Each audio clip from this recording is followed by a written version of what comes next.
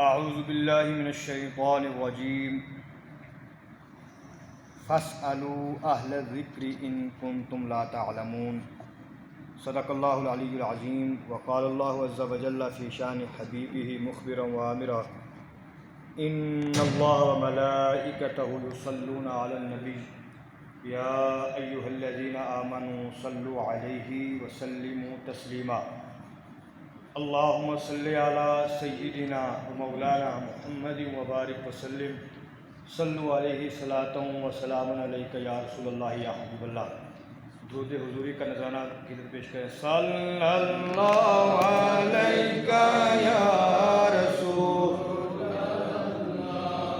وسلم علیک یا حبیب اللہ وسلم علیک یا رسول اللہ وسلم علیک یا حبیب اللہ۔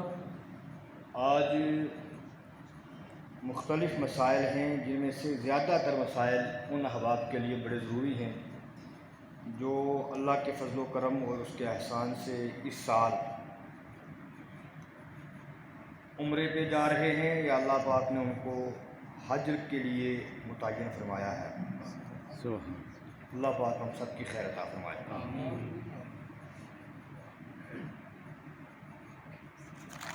یہ ایک جوان نے سوالات لکھے ہیں کافی سارے تو تمامی احباب سے گزارش ہے کہ آپ کی بھی اگر کوئی سوالات ہوا کریں تو ضرور آپ لکھ کر یہاں چھوڑ دیا کریں۔ دو تین ایک سوال پہلے، اس کے بعد انشاءاللہ میں حج اور عمرے کے تعلق سے جو سوالات ہیں ان کی طرف میں پلٹ کے آؤں گا۔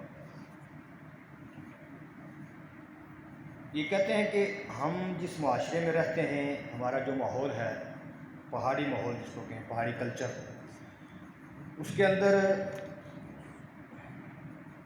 ہماری کزن سسٹرز ایسی ہیں جو ایج میں ہم سے اتنی بڑی تھی کہ جنہوں نے ہمیں پالا ہے، بچپن میں اٹھایا ہے۔ اب ہم جوان ہیں تو وہ باضابطہ ہم سے ہاتھ ملانے کی کوشش کرتی ہیں، ہاتھ ملاتی ہیں۔ اب جب کہ ہم جوان ہیں اور ہم جانتے ہیں کہ ہاتھ ملانا جائز نہیں ہے، تو ایسی صورتحال میں کیا کیا جائے؟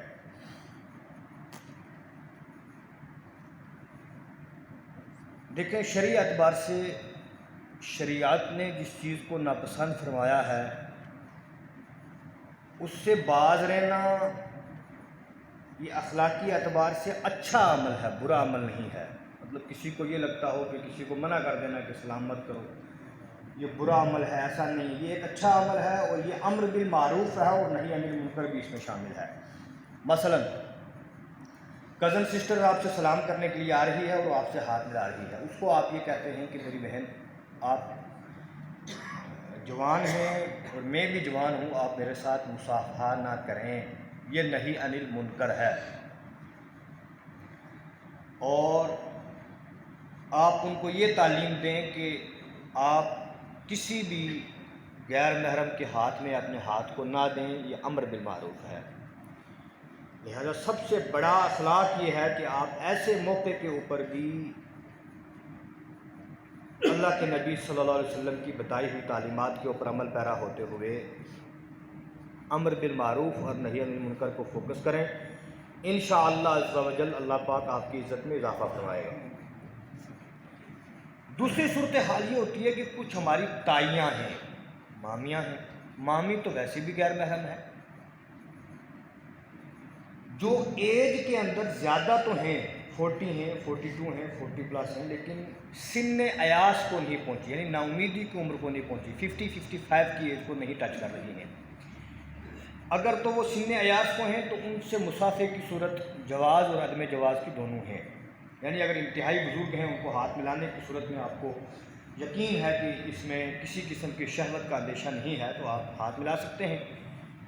بصورت دیگر اس کا میں آپ کو ایک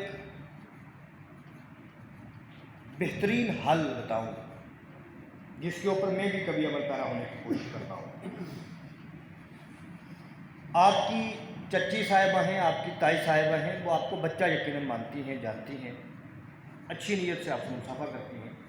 آپ اس کا حل یوں کر لیں کہ آپ یہ کہتے ہیں اے میری تائی جان، آپ کے ہاتھ کی ضرورت اب میرے ہاتھ کو نہیں ہے، میرے کندھے کو ہے۔ آپ کا سایہ، آپ کا دست شفقت میرے سر پہ رہنا چاہیے تاکہ میں کسی میدان میں ناکام نہ ہوں۔ جب وہ مسافر کے لیے ہاتھ آگے بڑھائیں، ہاتھوں کو آپ ایسے کر کے تو سر کو جھکا لیں، وہ آپ کے سر کے اوپر ہاتھ رکھ لیں گے۔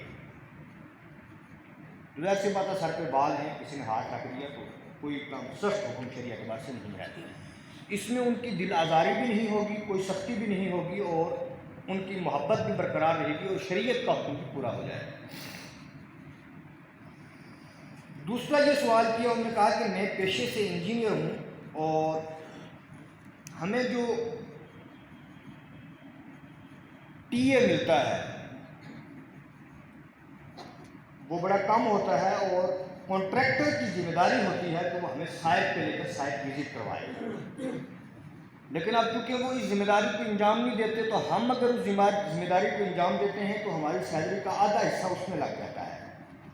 اب کانٹریکٹر کا ماحول یہ ہے کہ جب وہ کسی کانٹریکٹ کو کمپلیٹ کرتا ہے تو جب وہ اس کا انوائس پاس ہو جاتا ہے، بل پاس ہوتا ہے، تو اس میں سے وہ کچھ اماؤنٹ ہمیں اٹھا کر دیتا ہے بطور کمیشن۔ اگر اس اماؤنٹ کو نہ لیا جائے تو پھر ہمارا جو ذاتی خرچہ ہے وہ کس سے چلا گیا، اور اگر لیا جائے تو وہ رشوت میں ہے۔ شرعی اعتبار سے لینے اور دینے والے کے درمیان ایک معاہدہ ہے، اس کو طے ہونا ضروری ہے، اور اس کے طے کرنے میں آپ کو کوئی شرم اور جھجک محسوس نہیں کرنی چاہیے۔ مثلا ایک اور عام مسئلہ ہے، وہ بھی ذہن میں رکھ لیں۔ آپ پراپرٹی ڈیلنگ کا کام کرتے ہیں، بہت اچھی بات ہے۔ ایک بندہ ہے، اس نے کہا میرا یہ پلاٹ بکوا دو، آپ بکوا رہے ہیں، اچھی بات ہے، اس کو بکوائیں، لیکن شرعی اعتبار سے جو بندہ گاؤں والا آپ کو اپنا رشتہ دار سمجھ کر آپ کے کہنے پر آپ سے لے رہا ہے پلاٹ، وہ آپ کو جانتا ہے، اور آپ اس پلاٹ والے کو یہ بات بول دیتے ہیں، پلاٹ والے کو آپ یہ بات بول دیتے ہیں کہ دیکھو میری کمیشن تو اس کے پیسے سے کاٹ لینا، لیکن میرے اس کے تعلقات اچھے ہیں، اس کو نہیں بولنا۔ اب اس صورت میں یہ ناجائزگی کی صورت ہو جاتی ہے۔ اس میں آپ یوں کر لیں کہ ایک جانب سے طے کر لیں، یعنی جس سے آپ پلاٹ اس کا بکوا رہے ہیں اس کو یہ کہہ دیں کہ یار میری آپ اتنی کمیشن رکھ دینا، میرا اس کے پیسے سے میں کچھ نہیں لے رہا ہوں، جو پلاٹ آپ سے لینے والا ہے، خریدنے والا ہے، اس سے میرا کچھ نہیں ہے، میں تمہارا پلاٹ بکوا رہا ہوں کہ تم نے مجھے اپنے آپ سے دینا ہے۔ اب آپ بری ہو جاتے ہیں، آپ کام کریں۔ سیم اس صورت میں بھی ٹی اے آپ کو کم مل رہا ہے، سائٹ وزٹ کے لیے خرچے کی ذمہ داری کس کی ہے؟ کانٹریکٹر کی، اس خاطر میں آدمی لے جا رہا ہے۔ آپ اس کو یہ بات کہہ رہے ہیں کہ جو وہ پیسہ آپ کو بطور کمیشن دے رہا ہے لاسٹ میں، وہ پیسہ آپ اس کو پہلے واپس کریں۔ فار ایگزامپل وہ آپ کو 60,000 دے رہا ہے، آپ وہ پیسہ اس کو واپس کریں، اور اس کے بعد کہیں کہ بھائی میں سائٹ پہ وزٹ کے لیے گیا ہوں، میرا وقت بھی لگا ہے، میری گاڑی کا پیٹرول بھی لگا ہے، میری گاڑی بھی یوز ہوئی ہے۔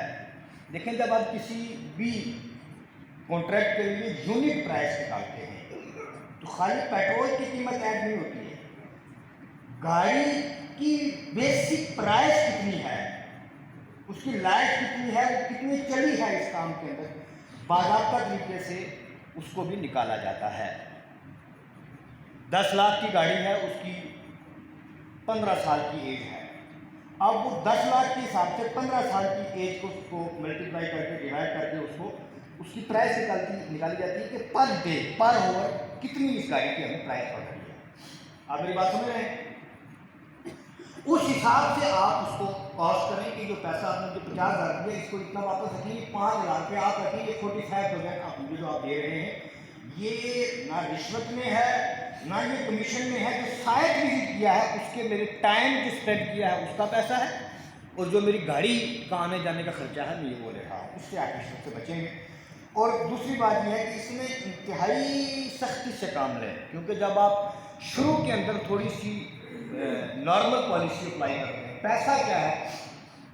المال والبنون زینت الحیات الدنیا، یہ جو مال ہے اور آل اولاد ہے یہ دنیا کی زینت ہے، اور دنیاوی زینت آپ کو اپنی طرف کھینچتی ہے، اس حد تک کھینچتی ہے کہ پھر قرآن کہتا ہے الہاکم التکاثر حتی زرتم المقابر، لوگوں مال کی کثرت میں غفلت کی طرف لے جائے گی، مال کی کثرت میں کہاں لے جائے گی؟ غفلت کی طرف۔ کہاں تک؟ کب تک ہو گیا غفلت میں؟ بڑھاپا آئے گا تو اب بات جاؤ نہیں، کوئی چانس نہیں۔ جب آپ کو لگے گا آپ بیمار ہیں تو آپ بچ جاؤ گے نہیں، آپ بستر مرگ کے اوپر بھی ہیں، کوئی ڈیلنگ کے لیے آپ کے پاس آئے گا، آپ اس سے کوئی ریٹ ڈیل کریں گے۔ ریزن کیا ہے؟ اس لیے کہ قرآن نے کہا مال کی جو کثرت ہے وہ تمہیں غفلت میں رکھتی ہے۔ کب تک رکھتی ہے غفلت میں؟ حتیٰ زرتم المقابر، یہاں تک کہ تم قبروں میں پہنچ جاؤ۔ سو ٹیک کیئر۔ جس مکھی کو شہد چاٹنے کی عادت ہو جائے کسی برتن سے اور اس میں شہد کی کوانٹٹی مقدار زیادہ ہو، وہ مکھی اپنے آپ کو بچا نہیں سکتی ہے۔ وہ پہلے ایک ٹانگ اندر کرتی ہے کہ تب تھوڑا سا کھاتی رہوں گی، پھر وہ لالچ میں آ کے دوسری ٹانگ کے اندر ڈالتی ہے، اور وہ جو ایک ٹانگ اس کے اندر جاتی ہے شہد کے اندر سے، دنیا کی کوئی طاقت، کوئی لیبارٹری اس کو ایسا، کسی نے کوئی ایسٹ تیار نہیں کیا کہ وہ اس کو ڈالنے کے بعد اس مکھی کی ٹانگ کو اس شہد کے اندر سے واپس نکال لائے۔ شہد کی پکڑ اتنی سخت ہوتی ہے کہ وہ مکھی کی نرم و نازک ٹانگ ٹوٹ کے اس کے بیچ میں گر جاتی ہے۔ سیم یہی کنڈیشن بندے کے دل کی ہے۔ جب بندے کا دل ایک مرتبہ دنیاوی مال کے اندر لگ جاتا ہے پھر اس کو کسی مولوی کی نصیحت اثر نہیں کرتی، کسی پیر صاحب کا تعویذ اثر نہیں کرتا، اس کو کسی کی بات اثر نہیں کرتی، اس نے پھر حرام کھانا ہی کھانا ہے۔ اور پھر سنیں، آپ دنیا کا کوئی بھی گناہ کریں، رشوت خوری اور حرام خوری کے علاوہ وہ وقتی طور کے اوپر آتا ہے، کیا جاتا ہے؟ آپ کو آپ کے رب کے درمیان اللہ پاک معاف فرما دیتا ہے۔ لیکن جو حرام مال ہے اس کی اللہ کی پناہ یہ ایک بڑی سخت چیز ہے۔ یہ حرام مال آپ کے جسم کے اندر بلڈ کی صورت میں بن کے دورہ کرتا ہے اور دوڑتا ہے، اور پھر اسی بلڈ کے لیے آپ کو منی بنتی ہے جس سے آپ اپنی بیوی کے پاس جاتے ہیں، وہ پیٹ سے منتقل ہو کر بیوی کے پیٹ میں جاتا ہے، بیوی کے پیٹ سے بچہ بن کے باہر آتا ہے۔ اب ہمارا کنسیپٹ یہ ہے کہ حرام کا بچہ ہم اسی کو کہتے ہیں جو معاذ اللہ کسی دوسرے مرد سے ہو، یعنی جس کے ساتھ بیوی کا نکاح، عورت کا نکاح ہو، اس کے علاوہ سے جو بچہ پیدا ہو اس کو کیا کہتے ہیں؟ حرام کا۔ لیکن وہ جو سراپا حرام کھانے سے طاقت بن کے جو بچہ ہوا وہ کس کا ہے؟ اب اسی وجہ سے آپ دیکھتے ہیں اس ٹائم کتنے ماں باپ ہیں، آپ تھوڑی دیر کے لیے مسجد کو، محراب کو، منبر کو، مولوی صاحب کو، واعظ کو، نصیحت کو، تبلیغ کو، پیر صاحب کو تھوڑا سائڈ کر دینا، جس پرسن ہے، اس کے بعد آپ غور کریں وہ جو باپ بیٹے کے تعلقات ہوتے تھے، وہ بچے کہاں تھے جو اپنے ماں باپ کو ٹائم دیتے تھے؟ وہ بچے کہاں ہیں آج جو اپنے بچوں ماں باپ کو اٹھا کر پیدل حج کے لیے جایا کرتے تھے؟ وہ اولادیں آج کہاں ہیں جو اپنے ماں باپ کا پیشاب صاف کرنے میں اپنی عافیت اور حج کا ثواب سمجھتے تھے؟ وہ اولادیں اب کہاں ہیں؟ اب تو یہ صورتحال ہے کہ ہمیں اپنے ماں باپ سے ملنے تک کی فرصت نہیں میسر آتی ہے۔ سسرال میں ہم بڑے شوق سے جاتے ہیں کیونکہ ہم سر سے لے کے پاؤں تک بیوی کے اندر کنٹرول کس کا ہے؟ بیوی کا ہے۔ یہ مذاق کی بات نہیں ہے، سوشل میڈیا کے اندر اس قسم کی ویڈیوز ہیں، جیسے اندر میں ٹک ٹاک کے اوپر یہ سلسلہ بنا ہوا ہے کہ بیوی، لیکن اس کے باہر نکل کے بھی اگر ہم دیکھیں تو اب گاؤں کے اندر وہ لوگ جو مردانی ہے، ہاتھی پر کے جو اپنے بیویوں کے اوپر رہتے تھے، ان کی percent only you will get 5 or 8%. ان ولیج پچھڑے ہوئے گاؤں کے اندر بھی کیا پرسنٹیج ہے ان کی؟ 5 سے لے کر 8% تک، اور سٹی کے اندر میں اگر پرسنٹیج کی بات کروں تو 0.01 تک ہے جو لوگ اپنی بیوی کے چنگل سے باہر ہوں اور وہ اپنی خود مختاری سے کر سکتے ہیں۔ اس لیے ریزن کیا ہے؟ ریزن کیا ہے کہ ان کے ماں باپ نے جہاں اپنے بچوں کو دینی تعلیم دینے میں کمی کی ہے، یقیناً کی ہے، لیکن دین کی تعلیم کی کمی ہونے کی وجہ سے کسی کے اندر سے احساس نہیں مر جاتا۔ سکھ کا بچہ بھی تو اپنے باپ کی قدر کرتا ہے، کافر کا بچہ بھی تو اپنے باپ کی قدر کرتا ہے۔ اس کا مطلب کیا ہو؟ وہ جو فطرت ہے، نیچر ہے۔ مسجد کا کام چل رہا ہے، میری آپ سے یہ بھی گزارش ہے جو احباب ادھر موجود ہیں، اللہ پاک کیا ہے، علماء کرام صرف ایک بات بتاتے ہیں آپ کو کہ یہ دین سے دوری کی بجائے، بالکل رائٹ ہے، اس میں کوئی شک نہیں کہ دین کی دوری کی وجہ سے صورتحال ہے، لیکن کوشچن یہاں یہ ہوتا ہے کہ جو لوگ دین اسلام سے وابستہ نہیں ہوتے ہیں، ہم نے تو ان کی بھی تاریخ دیکھی ہے کہ اپنے ماں باپ کو انہوں نے بھی سنبھالا ہے. اگر سنبھالا ہے تو آج صورتحال کیا ہے؟ ریزن یہ نکل کے آتا ہے کہ نماز و روزہ و زکوٰۃ و حج سب باقی ہے، لیکن تو باقی، سب کچھ باقی ہے لیکن ہم باقی نہیں. اس لیے کہ لون نکالنا ہے معمولی سا کام ہے. میں بڑی سختی کرتا ہوں اس مسئلے کے اوپر، اور میں ذاتی طور کے اوپر اپنے اوپر بھی اس کو امپلیمنٹ کرتا ہوں. میں نے گاڑی لینی تھی، بالا پر قسم کے کئی لوگوں نے کہا جی آپ اتنا بڑا اماؤنٹ کسی کو دے رہے ہیں، آپ اس سے آپ 20% پیمنٹ کر کے، ڈاؤن پیمنٹ کر کے آپ اچھی گاڑی لے سکتے ہیں.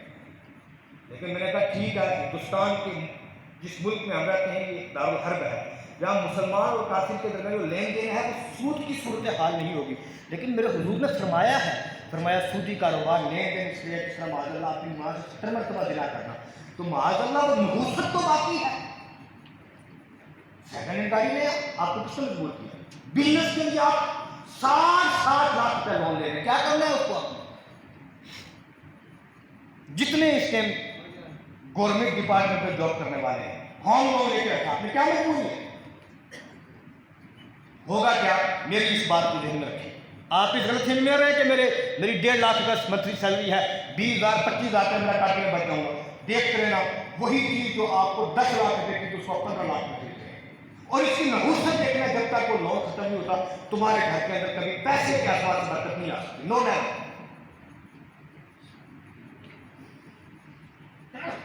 آپ بڑے سے بڑا بزنس دیکھ لیں، آپ اس میں ہارڈ ویئر کو اٹھا کے دیکھ لیں. اسی طریقے سے آدھا کا جو رائٹس مارکیٹ ہے اس کی بزنس کو دیکھ لیں آپ. اس میں نارملی طور کے اوپر انویسٹمنٹ کے لیے آپ کو آفر ملتا ہے کہ 50 to 60 لاکھ روپے لگانا ہے. 50 to 60 لاکھ لگا کے آپ کتنا کما رہے ہیں؟ پر ڈے کو اگر آپ سیل ڈھونڈتے ہیں، آپ کی سیل میں، اور وہ جو کرانے کی دکان جس میں 4 لاکھ روپے کا سامان رکھا ہوا ہے، اس میں بار مشکل اگر کوئی اونچ نیچ کا فرق ہوگا تو 19-21 کا ہوگا بس. لیکن آپ کیا ہیں؟ آپ سر سے لے کے پاؤں تک سود میں ڈوبے ہوئے. اس لیے کوشش کریں کہ اس چیز سے باہر نکلنے کی کوشش کریں. جتنے میرے احباب موجود ہیں، یہ جتنوں نے کیا کیا ہوا ہے کہ بیویوں کے حکم کے اوپر باضابطہ گاڑیاں لی ہیں، اس کے بعد ہوم لون لیے ہیں کہ نہیں میری گھر میں ٹائر نہیں ہے، وہ ذرا اپنے بچوں کا فیوچر دیکھیں. کیونکہ آئندہ ایسے آنے والے حالات نہیں ہیں کہ تیرا بچہ بھی جلدی جلدی جاب مل جائے. وہ دور چلا گیا، بچہ گاؤں میں آ کے لگ جاتا تھا، اب وہ سلسلہ چلا گیا ہے. یہ ایسا نہ ہو کہ جب آپ دنیا سے چلے جائیں پھر آ کر حکومت آپ کے بچوں سے وہ مکان بھی چھین لے، لون کو ریکور کرنے میں، اور آپ سے گاڑی بھی چھین لے. اچھا پہنے، کم پہنے، تھوڑا پہنے. سیانے ایک ہی بات کہتے ہیں، پاؤں اتنا پھیلاؤ جتنی کیا ہو. اس کے اوپر بھرپور طریقے سے آپ کیا کریں.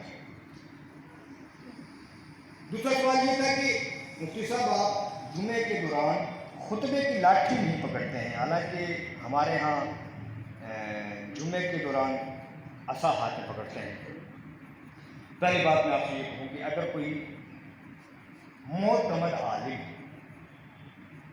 بھولے سے نہیں بار بار جان بوجھ کر کسی کام کو چھوڑ رہا ہے تو آپ کو یہ یقین رکھنا چاہیے، اور رکھتے ہیں. کسی نے مجھ سے، میرے سامنے بھی خصوص اللہ کا شکر ہے، یہ مدینہ پاک کا فیض ہے، اولیاء کرام کے قدموں کا فیض ہے کہ مجھے آج تک کوئی بندہ میں سختی سے بھی اگر پیش آتا تو بھی میرے سامنے کوئی زبان درازی کی کوشش نہیں کرتا ہے. پھر بھی آپ نے باقی جگہ کے اوپر بھی صورتحال کا جائزہ لینا ہے کہ اگر کوئی بندہ جان بوجھ کر کوئی معتمد عالم کسی چیز کو ترک کر رہا ہے تو سمجھ جائیں کہ اس کے پیچھے کوئی شرعی دلیل موجود ہے. شرعی اعتبار سے عصا ہاتھ میں لینا اس بندے کے لیے جو کھڑا رہنے کی طاقت رکھتا ہو بغیر عصا پکڑے ہوئے، یہ مکروہ ہے. یہ کیا ہے؟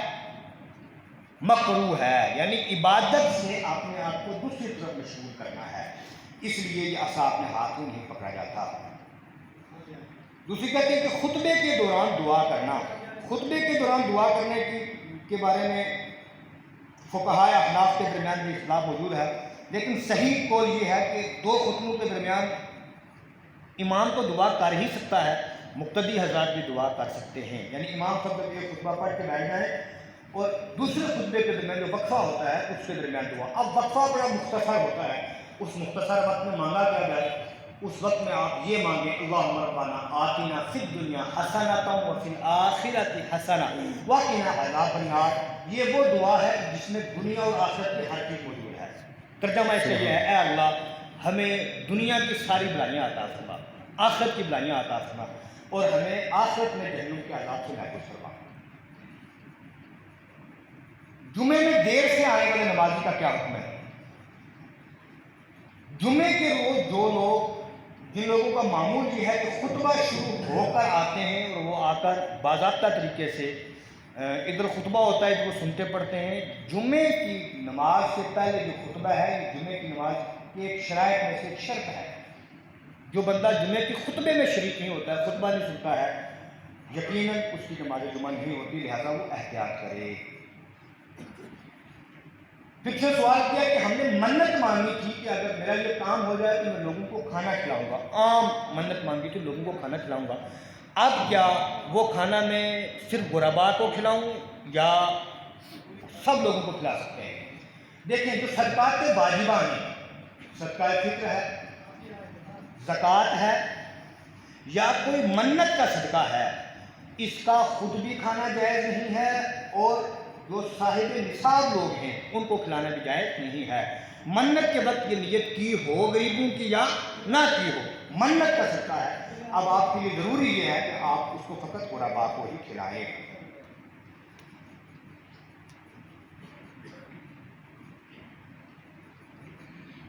یہ سوال انشاءاللہ میں دوبارہ پھر سے لوں گا کیونکہ اب آگے حج کے ایام آنے والے ہیں، تو بہتر یہ ہے کہ زیادہ اس کو اسی وقت دھیان رکھا جائے۔ ایک مسئلہ بڑے غور سے آپ سماعت کریں، اللہم صلی علی سیدنا محمد۔ تمام اب آپ آگے تشریف لے آئیں، یہ چندہ کر رہے ہیں جو صاحب کے لیے پریشانی ہو رہی ہے، اس کے بعد ایک ایک بندے کے پاس کیسے جائیں گے؟ گزارش ہے، آگے آ جائے، اٹھ کے آگے چلے جائیں۔ صفحے خالی ہے، آپ کو کیا پریشانی ہے؟ آپ کو تنگ کرتے ہیں بزرگوں، آپ کے پیچھے بیٹھے چھوٹی کا جوانوں آگے اٹھ کے آ جاتا ہے۔ یہ سن کے جب انسنی کرتے ہیں پھر کہتے ہیں مولوی صاحب تسبیح کرتے ہیں۔ دو ہی راستے ہیں، یا نرمی کا یا گرمی کا، تیسرا کوئی ہے نہیں۔ تیسرا بھی ہے، امام کے لیے پتہ کیا ہونا چاہیے؟ شرعی اعتبار سے امام کے 3 درجے ہیں۔ سب سے کمزور یہ ہے کہ دل میں برا ڈالنا۔ جو امام خالی دل میں برا ڈالے اور جی کچھ نہیں کہنا، ہم دل میں برا ڈال رہے ہیں، اس کو نماز پڑھنے کا حق نہیں ہے، کیونکہ سب سے کمزور ایمان اس کا ہے۔ سب سے کمزور ایمان والا شخص مومن بن سے نماز پڑھ سکتا ہے؟ اس کو نماز پڑھنے کا کیا؟ 2 درجے ہیں بیچ والے۔ پہلا یہ ہے کہ یہ غبارے ڈنڈے کے ساتھ لوگوں کو سلایا جائے، اگر اس کی طاقت نہ ہو تو پھر زبان سے روکا جائے۔ امام کو کم از کم اتنا مضبوط ہونا چاہیے جس کے اندر دونوں کوالٹیاں نہ ہو، نیچے بیچ والا ایمان بھی نہ ہو، اس نے کیا نماز پڑھنی ہے؟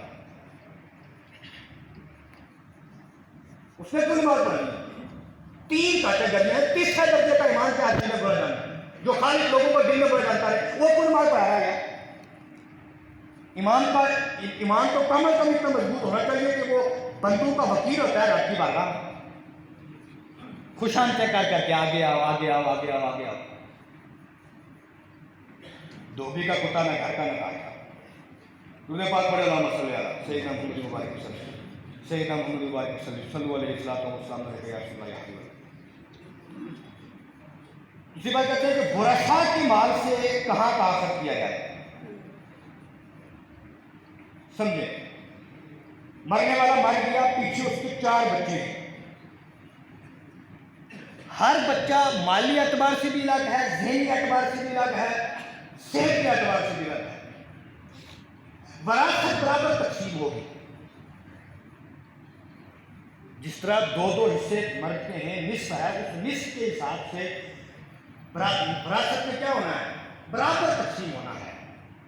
اب جب برابر وراثت تقسیم ہوگی تو اب کوئی بندہ یہ کہے کہ باپ کا ہی مال ہے لیکن ایک بیٹا ہے جو الحمدللہ ٹھیک ٹھاک سیلری لے رہا ہے، اچھا کام کر رہا ہے، وہ کہتا ہے جناب میں باپ کے 40 سے کے اوپر میرے لوگ جاننے والے بہت ہیں، میں نے پورے علاقے کے لوگوں کی دعوت کرنی ہے، اور دعوت میں کیونکہ میرا جو لیول ہے اس میں زیڈیو لیول کے لوگ ہیں، ایجوکیشن آفیسر سے، پولیٹیکل طبقے سے لوگ آ رہے ہیں، لہٰذا میں نے کھانے کی ورائٹیاں میں دستیاب اہتمام کرنا ہے۔ شرعی اعتبار سے میت کے لیے کسی دعوت کا اہتمام کرنا حرام ہونا چاہیے، یہ بات ذہن میں رکھیں۔ وہ چوتھے کی دعوت ہو، 10ویں کی ہو یا کس کی ہو، 40ویں کی ہو، یہ جائز ہے، ٹوٹلی جائز نہیں ہے۔